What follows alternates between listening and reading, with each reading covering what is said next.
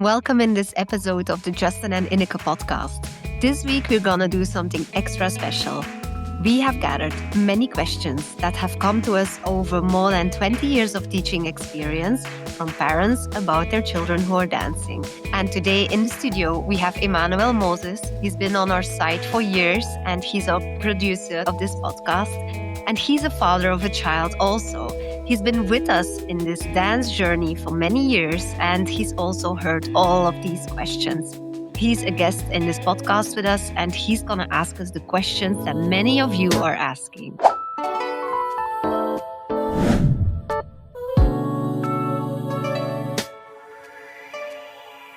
So welcome, Emmanuel. Hey, Ineke and Justin. Thank you for having me here. It was pretty nice to be here. You had some questions, Emmanuel. Sure. I'd like to start off with the first question.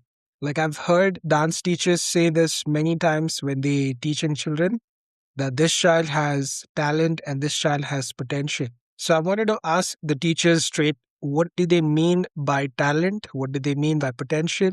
And what are they actually looking in a child when they say these words? Yeah, I think we have to kind of break that down into multiple parts.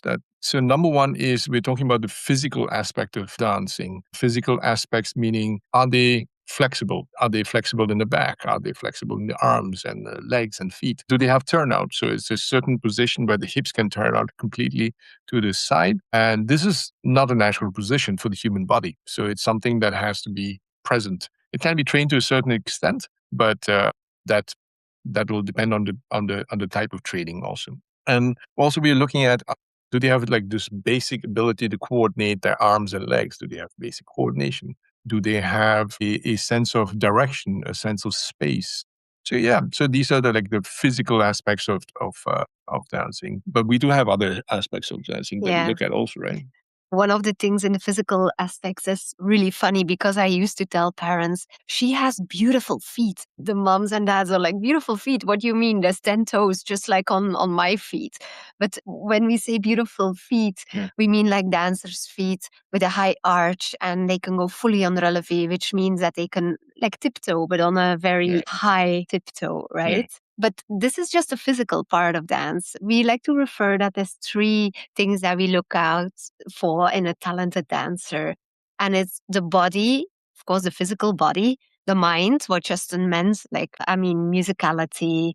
Do they have a sense of space? Can they pick up corrections? Can they maintain themselves? Or are they distracted immediately? So the mind. And then the third one is the soul. Does this dancer love to dance? Is there a born kind of moving to music, exploring? And really that love of dance determines a lot because you have very talented bodies, but there's just not much happening. They don't love dancing. They want to go play soccer and that is also fine, but they won't become a talented dancer just because they have the body of a dancer. Right. If the dancer has some limitations in the body, with hard work or because of resilience, do you think they can still make it to be a good dancer? Yeah, absolutely. I do believe that not everyone is born with everything at the same time. It's a very rare case. Those would be extremely gifted dancers who have the body, but they also have the mindset and the determination to make it.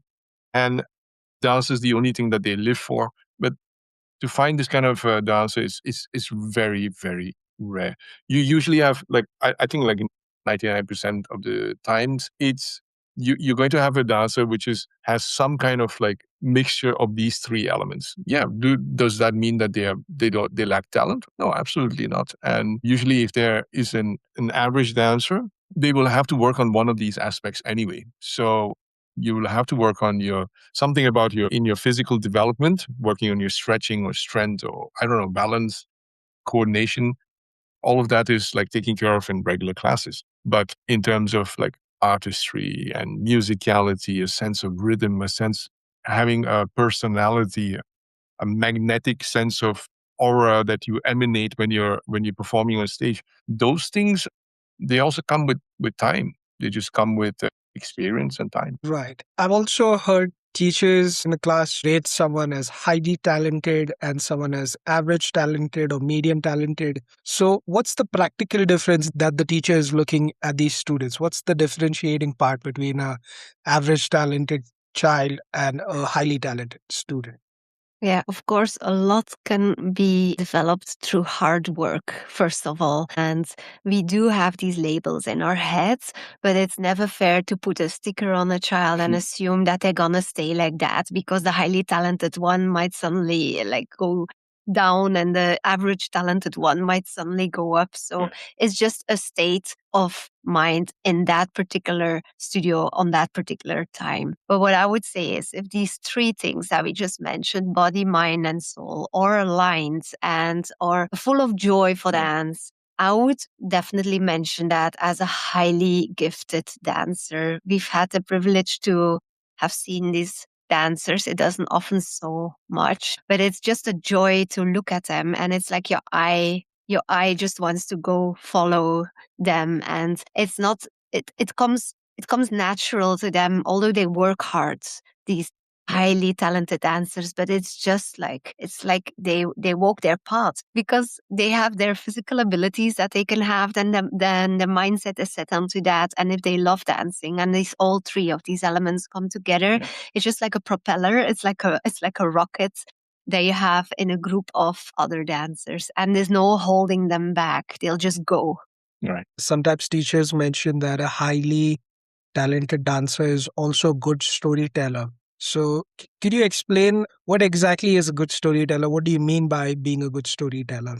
Yeah, I think the storytelling has come from the old ballets. You have a fixed story, and then you're supposed to dance it out, and hopefully the audience will be able to get that story, and you can pass on the emotions and so on and so forth. But I think now I prefer to look at it as a narrative. They just convey a certain emotion, they convey a certain mood. A dancer really needs to develop is this ability to sense their body. Where is their body in space? What is the kind of tension that they're holding in their body? Let's say, for example, a very simple example is imagine I would ask you to focus here on the chest area, right? Let's say, for example, your son receives a compliment from the teacher. What is the change in that position of the sternum when you hear that? Would you be raised up? Would you feel like you've grown a little bit? Now, let's say, suppose you hear some sad news. Would that sternum drop, right? Do you understand what I mean? Okay. What would happen if you'd feel a burst of emotion and you feel angry at something? Suddenly the chest tightens up and your muscles tighten. So dancers have to become very good at sensing, and they have to know what emotion translates into what kind of physical translation in the body that happens. And this is for me the narrative of dance. Yeah, and for me, storytelling, it's something so special and so unique to dance, because dance, it is the physical capability of what a body can do. Dancers are like athletes, but it's not like a swimmer or like a runner. And they truly express something, and it's a language without words. So what they want to tell, they show with their body, with every fiber of their body. Like Justin mentioned the sternum, but it could be even like the stand of how your fingers are moving or how your shoulders are. And I think it's a beautiful mixture of having facial expressions, that openness, how you look outward or inward, the energy that you're spreading out, and then how you can adapt to different music styles. Like your musicality is a part of your storytelling, and the storytelling is not only the face. Like many parents think, oh, she's good at storytelling because she can smile really pretty, but it's not just that. Because when you have an angry emotion that you want to bring across to the audience, it won't just be your face. It will be every part of your body that can show that through dance. So not even just acting, but through making these steps and this choreography. And I would say it's very important to already train that in very young children. Like I love to see that in very young children, age 3+, how their storytelling is developing and how their fine motor skills in their fingers are showing sense of emotions in their dance. And someone who is good at storytelling will just draw your attention. Yeah. Even when their Generally, technique is not perfect. Even example, the kids, they don't have these layers yet of, they just have this complete innocence and openness when they're dancing. So it just looks amazing because you're just captured by it. If they are in the moment and they're really engrossed in what they do, They're enjoying the music, they're enjoying movement, and they can't help it. They just have to let that go. They have to just emote that. It's as we grow older, we develop these layers of armor and layers that protect us, or we think how it protects us. So when we can get through to a dancer who is completely open, and it's like when they say that you're completely like naked on stage in terms of raw emotion and what you do, then at that point of time, like, yeah, you have a sublime dancer. So storytelling, is that something that comes naturally to them, or is it something that can be trained? Do they develop it? You just have that as a child. I think You everyone forget about it. I think everyone might be a storyteller, and then people will learn to suck up their emotions or not show their Right. emotions or not share what they think. But I do believe you can train it, because everyone will have that capacity, but it might be hidden or it might be somewhere really deep. Like, often I ask students, stand in front of the mirror and look at your face. Like, don't be shy, but what happens when you feel angry or shy, or what happens when you feel joyful? And it's awkward. They don't dare to look at their face, because when they look mad or angry, it doesn't look pretty. And very often they want to look a certain way. But when you can let go of that, and that person is really expressing something, like the story of the choreography, it's just amazing to see. And I know that everyone can relate to that, because they have the same emotions within them. Right. So coming back to the question of talent, like, how would you speak to a parent so that they could identify talent in their child? Like, is that something that they see at home? What are certain signs and indicators of talent in a child? As a parent, it's quite challenging to be able to take a neutral view of your own child. And so therefore, I think it's more reliable to ask for feedback from, other dancers, parents, other onlookers, teachers. Very important to get in a conversation with them and just ask them straight on. Because we've had this, rare cases, but we've had this where a parent would say, "Oh, my daughter, she has the body of a ballerina," and it was amazing because our view on that child was completely different. But she didn't have the particular mindset of a dancer, and she was beautiful to look at, of course. But yeah, it was not the ideal body type. Actually, it's not to say that it was bad or anything, but it's just that she didn't have this kind of motivation or drive, and that came more from the parent itself rather from the child. So how do you judge talent? If they are on the right path, you will just get this feedback. I know Really. you will get the signs. You'll have that dancer who does well in class, and then the dancer gets a role in the recreational studio. Most probably, the studio owner will notice and promote a dancer into maybe a more advanced group, or a company group, or a performing arts group. And then when the child is also excelling there, I think it's a sign as a parent, oh, my child might be talented. Then when you go outside of your studio to workshops or to summer intensives, if you get the chance to do that, you might ask for second opinions there. What do you think? Is my child on the right path? You think he or she has potential to become a dancer. And we're in this wonderful time where kids get a lot of opportunities, and there's a lot of opportunities out there.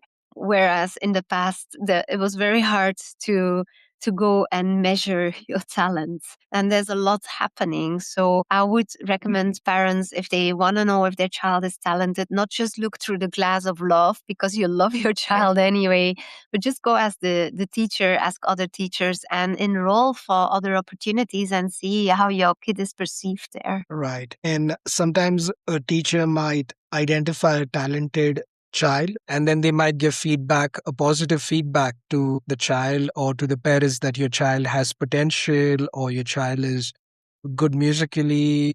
What should be the right way for the parent and this child to respond to this? I think when you get a compliment, a genuine compliment from someone who wants to support you should just cherish that compliment. Maybe write it down even in your dance diary, because there might be days that you might need it to look back to it. So it is really nice to get that compliment. And then, of course, you need to see, is this like a standalone thing, or is this on a consequence? Let's say the teacher says your child is really a hard worker. She got this choreography, she trained at home, and she gets it.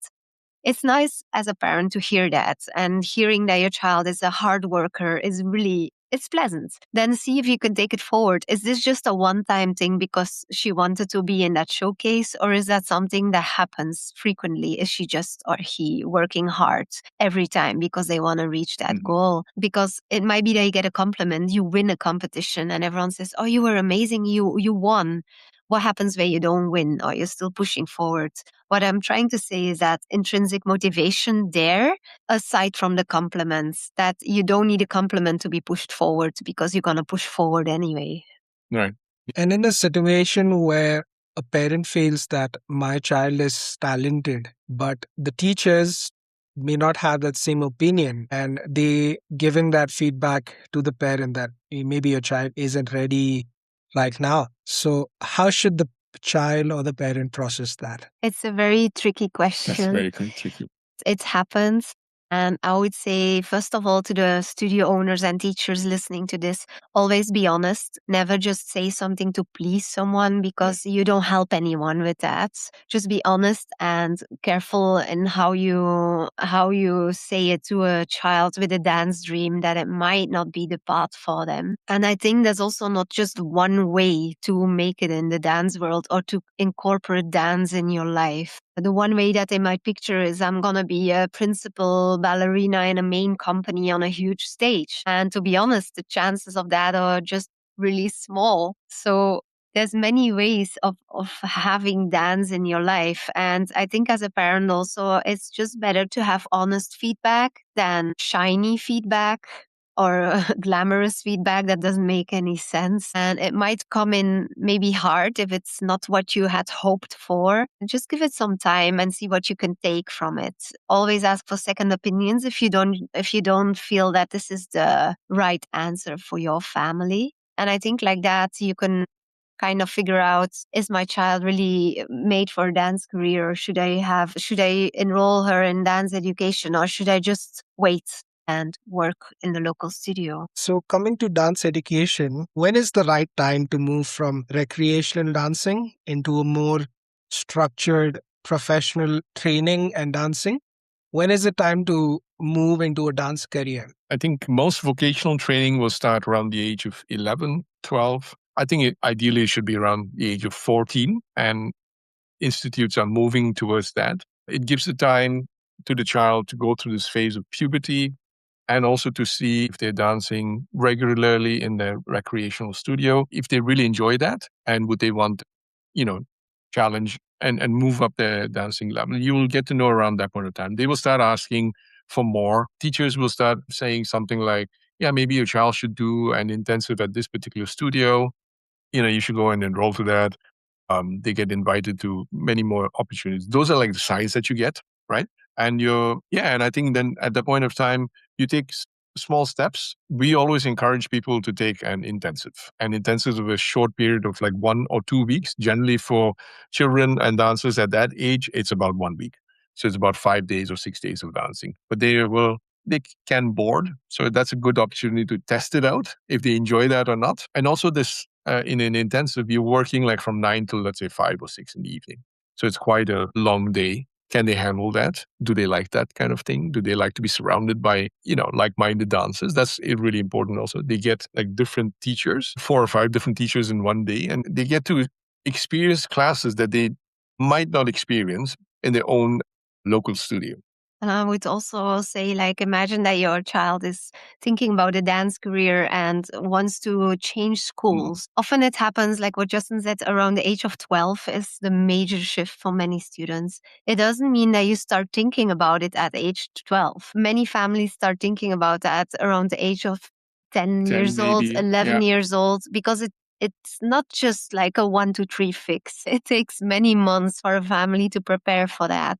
And to see, is my child ready? Can we cope because my child will move abroad or will go to boarding school? Is my child mature enough? All of these questions, can we cope with that? As a family, the siblings will be left behind. Can you as a parent let them go? Can you as a family afford the education? And there are many questions that have yet to be answered. And and then the intensive is a perfect way to test it out. What are some signs that maybe dance is not for your child a dance profession career? like Ineke already mentioned, like you might have a physically capable dancer, but if you even get some sort of inkling that they're not determined enough to make it, to go through the ups and downs, and there'll be more downs than ups in in a dancer's life, then that's a very good sign that this dance is not a career for them, and dance as an education. And anyway, even if you get into the dance education part of it, there's only so much that you can hide behind, the image that you might have in your head that I want to be a dancer and I need to be a dancer. And after a point of time, it's just the effort is just too much, and you'll be drained, not only physically but emotionally and mentally also. So Yeah, we once had a student in our studio. We could coach the student, and she was a wonderful dancer. And physically, beautifully, everything yeah. was just amazing. But the mental burden of being away from home, being away from her parents, being in another country, speaking another language for that child at that time in her life was just too much. And the physical ability that she had was just not enough to cope with all the disadvantages of being away from home. So she made the decision to stop that education. So there's many things. So I do ask parents, look at your child. What type of characteristics does your child have? We've seen young dancers full of determination and grit, and they love dance, and they say, I can only try, and why not trying it? And I might learn from it. And if it doesn't work, well, at least I figured it out, and I'll make new friends, and I'll be fine. I can pack my own bag. And we've had these students, and they're actually comforting their parents. They are giving a pitch to the parents why they can make it. And often these people make it. Yeah. Yeah, I think it's a little bit like an athlete training for the Olympics. Every 4 years you have the Olympics. But unfortunately in dance, you're training like an athlete, but the Olympics is like really far away. They said it's like at an indefinite amount of time that you have to be able to go through this kind of pain and suffering, if I may put it like that. And if you're not willing to do that, then I don't think dance is for you. Right. And one of the struggles that parents have whose children are professionally learning dance is that they feel that the dance competes with their academics. There's a struggle or there's a conflict, and the child is kind of being pulled at two extremes between the academics and dance training. So how should a parent and how should the child deal with that? What would you say for that? I don't think there should be a fight between the two situations. At that age, because so many things are up for grabs, we always say that you have to focus on your academics as much as you focus on your dancing. Like the dancers in our competition teams are encouraged to always finish their schoolwork and to focus on the schoolwork first. And if they need be, they take time off to study for the exams. And that comes as priority number one. And we state that effectively also. So there's no stress for the parents and for the student. But the students want to dance, so they get their work done as quickly as possible, right? And they come and enjoy their time in the studios. So I don't think it has to be it's not it's not an or situation, either or situation. I think both situations are extremely important. On the academic front, like professional students, we also advise professional students to have a backup plan. What is the backup plan? There's usually something to do with academics and academia to focus on that. And I would also say if your child is going to a dance education, a professional dance education, let's say at the age of 12 years old, that education will have both academic hours and dance hours. And it will be in perfect balance. And it is important as a dancer not to neglect your academics. So please study hard, do your homework, and show that you're capable of managing both, because you're going to need those skills later on to manage several things. Once you are at the age of 15 or 16 years old and the dance path is not for you, maybe you're injured or you don't like it so much, there's still a way to switch back to normal academic studies and to finish and go into a bachelor degree or university even. And often when a child is 15, 16 years old, that student will have figured out, is this my path? Do I want to go forward with this dance career, or do I switch and go to a more academic career? However, if your child is capable of both, which most people are, I would recommend, if the dancing path is something for them, to dance first and study later. Because the other way around, if you study first and you'll finish when you're 21 at a bachelor level or maybe university level, 26, is just the walls to get the most out of your dancing career. Right. Justin Ineke, from your personal experiences, like, do you have any stories or do you have any incidents where you've kind of doubted yourself, or you've felt like giving up, or you felt that maybe I'm not talented enough?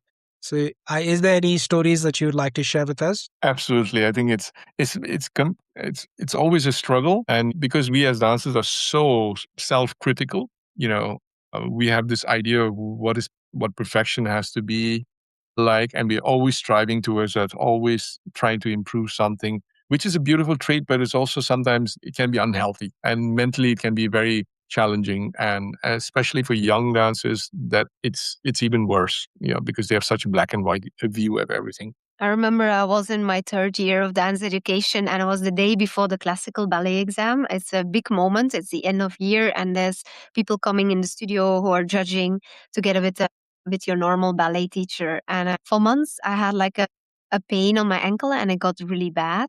And the day before the ballet exam, I said I have trouble like getting on relevé on my tiptoe and doing pirouettes. And the teacher asked me where the pain was at, and she said it might be an injury that you won't overcome. Apparently, it was like the back of my heel. There's an ostrigonum, and that bone in my heel was a little bit longer. So every time it gets crushed when I go to rise up, and that caused the pain. And she said, "You'll be happy if you can do your exam tomorrow. There's chances you won't make it, that you won't be capable to dance, and there's only one way to get rid of this pain, and is to get a surgery, and that will take months to recover. So yeah, question why you're here." And at that moment, it's like the whole castle fell down, because I almost made it. I was in my third year, just the day before the exam. And then some bad news like that comes like a cold shower. However, I could dance the exam, and I went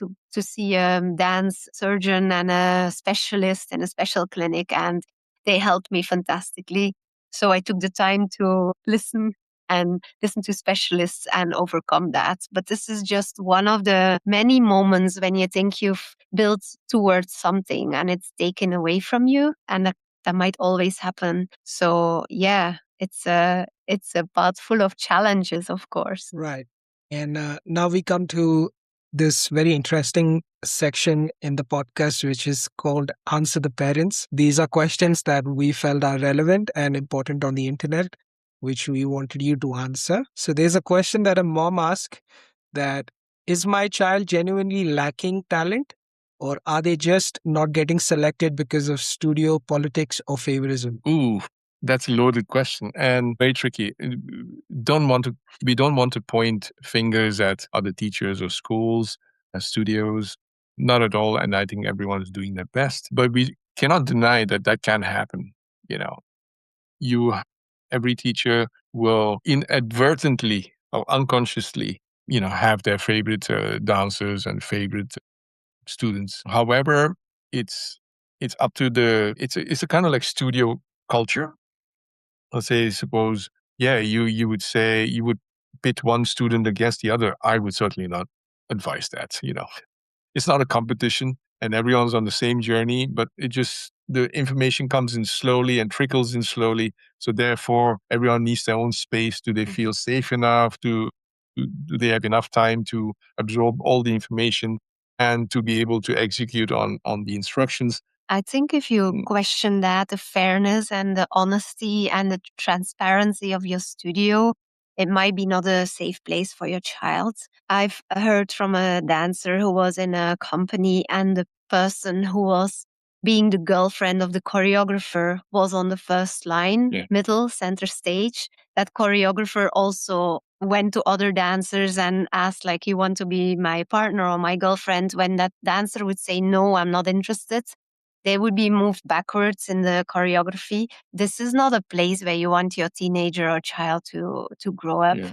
And I think it's always good when you have that feeling to maybe try out another studio or another company, or book an intensive or a camp and see what happens in another space, because these toxic spaces are not a place to raise young people. Right. We have one more question. This is our last question from a mother who says that her daughter, being talented, got selected for the lead role, but then because her peers were jealous and then she had to deal with jealousy. So, how would you respond to that? That's such a human condition. I mean, every dancer is competing for a particular role, right? And while you can be happy, but at the same time, you feel a tinge of a regret or this form of jealousy. I mean, this is natural. I mean, we have to accept that that's just part of being a performer.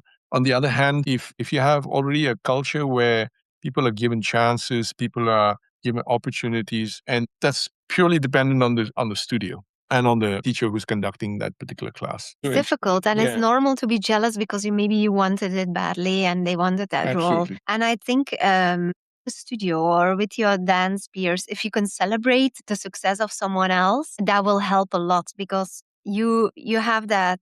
You share the sadness, you share the joy with your dance colleagues. And one time there's be a little win for this dancer and everyone can cheer for that dancer. Yeah. And the next time it will be for another dancer. Also, I think when you compare yourself constantly to what you don't have, it's very tricky. And we've seen dancers who got jealous friends and then that dancer starts to underperform. And that is a very tricky thing because that dancer will not want to shine and will not want to show her true potential, just not to be bullied or not to be gossiped about. So it might be time to change friends, I guess. If there's one advice that you have for like the studio owners or dance teachers, so what would that be if you had a word to say to them? It's again coming back to the same thing.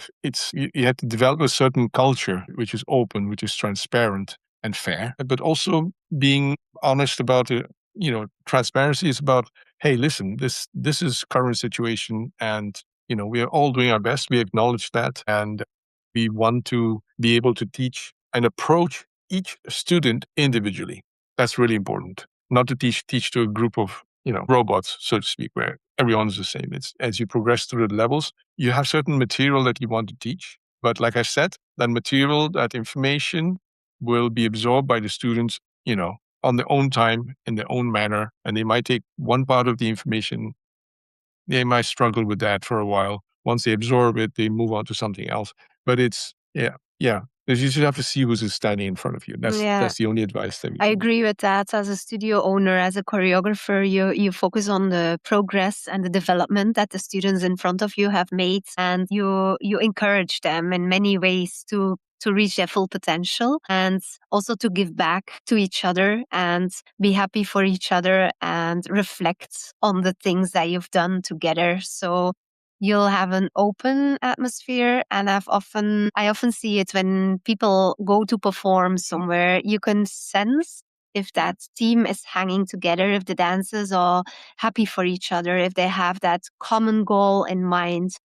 On the other hand, you see people who are jealous of each other, don't talk to each other, don't wish the others good luck, or that there's an inner conflict in the team. And I think it will show on stage, it will show in your classes, because they'll feel that they are safe, that they are seen, and that they are worthy of being there. Right. So thank you, Justin and Ineke. These were all the questions for this podcast. Hope to see you on the next one.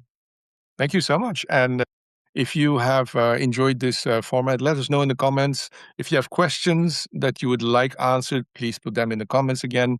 And we know that a ton of you are not subscribed yet. Please subscribe, click on the subscribe button so you can follow these episodes that we put out for you, and hope to see you in the next one. Dream it, Do it, give it. Bye. Bye.